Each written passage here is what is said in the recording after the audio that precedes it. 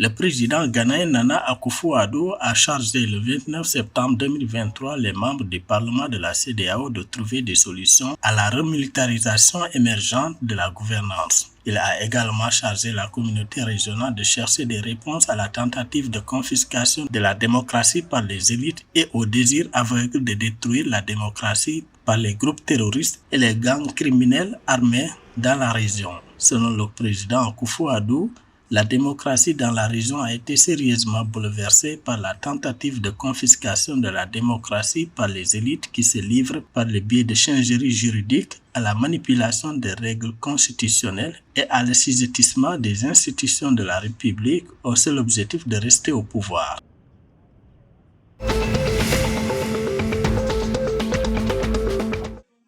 Au Burkina Faso, des milliers de personnes ont manifesté dans plusieurs villes vendredi 29 septembre 2023 suite à un appel coordonné des organisations de la société civile pour commémorer le premier anniversaire de la prise du pouvoir par le capitaine Ibrahim Traoré. Selon ces acteurs, l'actuel président du Faso est le seul rempart pour le salut du pays des hommes intègres. Les soutiens du capitaine Ibrahim Traoré ont également demandé l'adoption d'une nouvelle loi fondamentale indiquant que celle en vigueur n'est pas adaptée aux réalités du pays. Ces rassemblements se tiennent presque un an jour pour jour après la prise du pouvoir par le capitaine Ibrahim Traoré le 30 septembre 2022.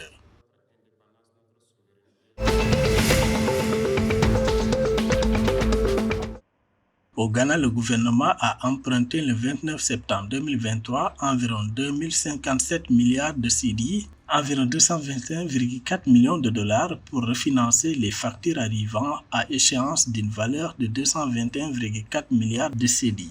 Cette mesure survient après l'augmentation de la dette du pays d'environ 6,3 milliards de cedi entre avril et juin 2023 pour atteindre 575,5 milliards de cedi. Selon l'exécutif du Ghana, avec une meilleure liquidité et une moindre pression de refinancement, les analystes s'attendent à ce que le Trésor atteigne l'objectif des enchères. Le comité de politique monétaire de la Banque du Ghana a laissé son taux directeur inchangé à 30% le lundi 25 septembre 2023, invoquant la baisse des pressions inflationnistes. La décision laisse les hausses cumulées pour cette année à 300 points de base.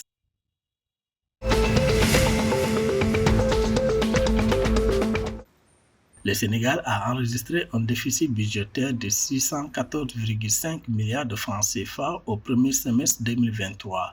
Ce solde négatif s'explique par les dépenses publiques engagées au cours de la période s'élevant à 2 449,2 milliards de francs CFA, alors que les recettes budgétaires mobilisées se sont élevées à 1 834,8 milliards de francs CFA. Ce déficit est dû à l'augmentation combinée des charges de fonctionnement, des intérêts sur la dette et des salaires. Selon la synthèse du rapport économique du premier semestre du département de recherche économique et de projection, DPPE, publié vendredi 29 septembre 2023.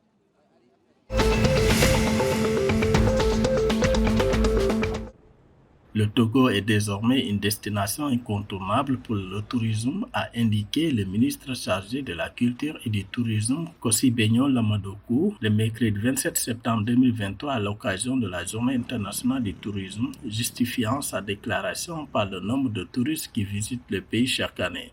Selon l'autorité, le pays a accueilli en 2022 près d'1 million de visiteurs, un bilan constant par rapport à une année plus tôt où le pays avait enregistré 980 969 visiteurs pour une recette de 25 milliards de francs CFA.